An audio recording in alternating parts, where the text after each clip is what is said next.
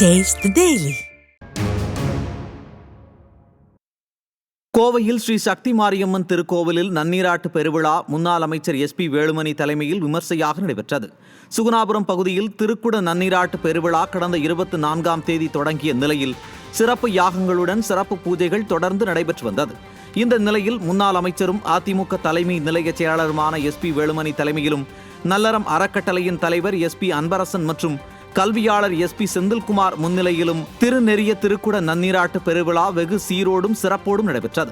இந்த புனித நிகழ்வில் திருக்கைலாய பரம்பரை மெய்கண்ட சந்தானம் பேரூராதீனம் 25ஆம் பட்டம் குருமகா சன்னிதானம் சாந்தலிங்க மருதாச்சல அடிகளார், கோவை சிரவை ஆதீனம் 4ஆம் குருமகா சன்னிதானம் ராமானந்த குமரகுருபர சுவாமிகள், கோவை செஞ்சேரிமலை குருமகா சன்னிதானம் முத்து சிவராமசாமி அடிகளார் உட்பட பல்வேறு இடங்களில் இருந்து வந்த ஆன்மீக பெரியோர்களும் கலந்து கொண்டனர்.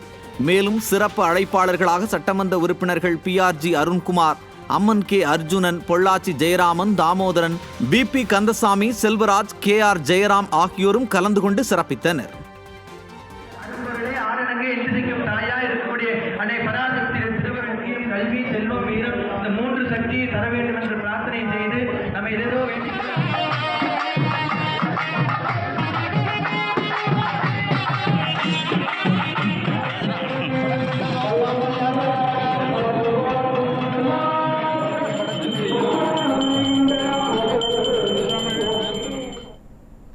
விடியாதிமுகவின் மதுரை மாநகராட்சி மேயரை பதவி நீக்கம் செய்யும் வரை மாமன்ற உறுப்பினர்கள் கூட்டத்தில் அதிமுகவினர் பங்கேற்க மாட்டார்கள் என மதுரை கோரிப்பாளையத்தில் நடைபெற்ற செய்தியாளர் சந்திப்பின் போது முன்னாள் அமைச்சர் செல்லூர் ராஜு தெரிவித்துள்ளார்.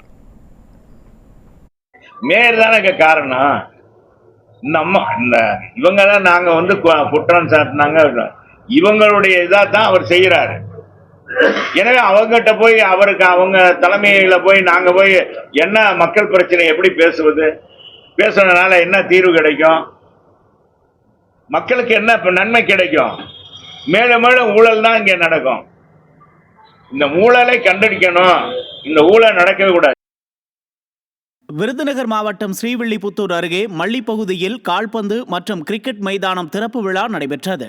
அதிமுக முன்னாள் அமைச்சர் ராஜேந்திர பாலாஜி சிறப்பு விருந்தினராக பங்கேற்று மைதானத்தை திறந்து வைத்தார். பின்னர் அவர் கால்பந்து மற்றும் கிரிக்கெட் விளையாடி பொதுமக்களை உற்சாகப்படுத்தினார்.